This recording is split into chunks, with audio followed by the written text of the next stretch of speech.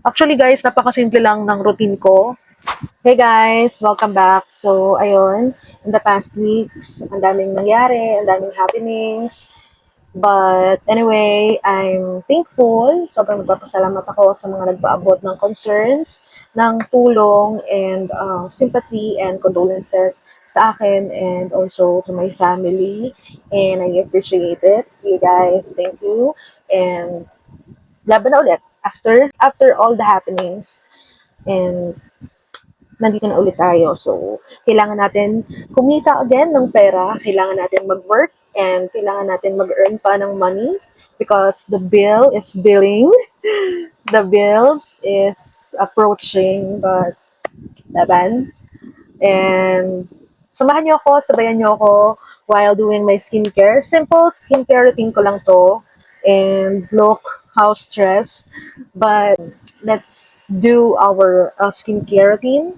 And for first step, I do cleansing. But after naman ng cleansing, I'll put na ng mga skincare ko. Actually, nakapaghilamos na ako, hindi lang halata.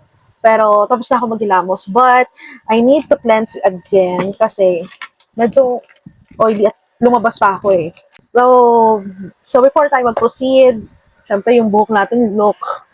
Grabe naman yung buhok na ito. Ganyan na lang muna natin yan, guys. So, kahit naman na naghilamos na ako, nag-cleanse pa rin ako ng face using this Garnier micellar cleansing water. Paubos na rin to. So, yan lang din yung pinang-double cleanse ko. Double cleansing pa rin ba tawag doon? Kasi ang usually kong ginagawa, gumagamit ako nito bago ako maghilamos and then maghihilamos ako. And then after that, maglalagay ulit ako nito. 'Di ba? Para matanggal yung mga dirt pa na natira sa face. And ganyan lang. Actually guys, napakasimple lang ng routine ko, mga skincare routine ko sa gabi. May time nga na ito lang talaga yung ginagamit ko. Ganyan.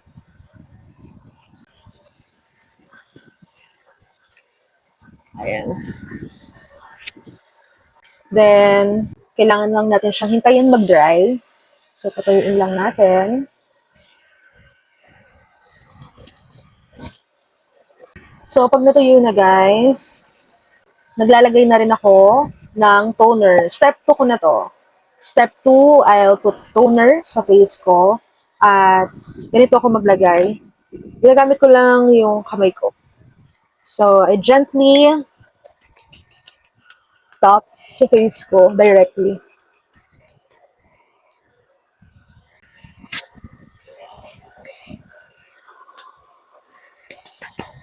And then let it dry.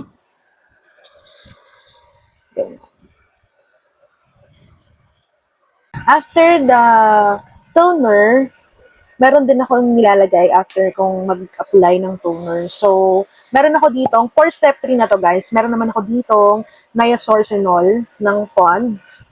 Ito yung Serum Day Cream Detox. Pero dead mo na. Kasi gabi na ngayon, pero ginagamit ko pa rin siya as serum ko. So, ito lang yung available na serum sa akin. But, go. Laban na natin to. Pea size lang. Ayan, ganyan lang. Then, kalat mo na lang yan sa face.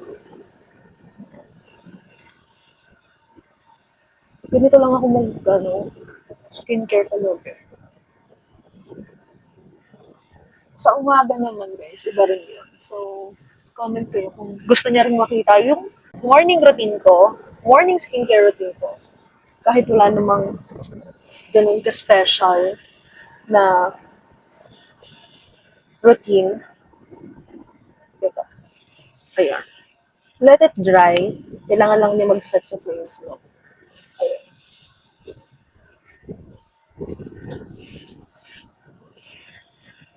Diba? Perfect to for oily skin, guys. Ginagamit ko rin to sa umaga. Pag gusto ko ng mga quick brightening effect, mga ganyan. Eto, perfect. Matagal ko na itong ginagamit. Sa Shay lang yung binibili ko ng ganito kasi nadadala ko siya everywhere or madali lang siyang dalhin kapag nakaganito.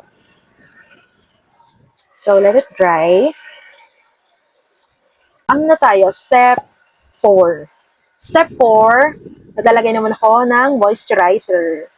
So, I'm using Celotech Facial Moisturizer. P-size lang din ako mag-moisturize ng face. Kahit oily skin ka, you need to put moisturizer.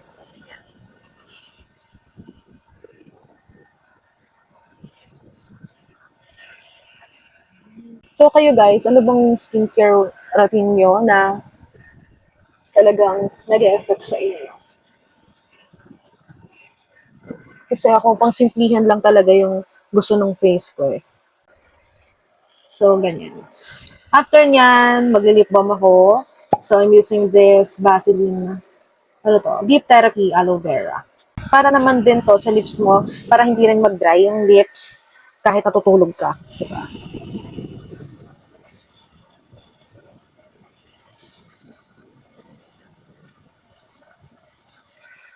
Ganyan lang. So, that's it. Super quick skincare lang to, guys. And, fresh ka matutulog, diba? Pagising mo, mas fresh ka pa. So, ganyan lang ang aking simple skincare routine sa gabi. This is also a me time and nakakapagpagaan ng feeling ko. I hope you like this video and don't forget to like and follow for more chill moments with me. And yun lang. Bye!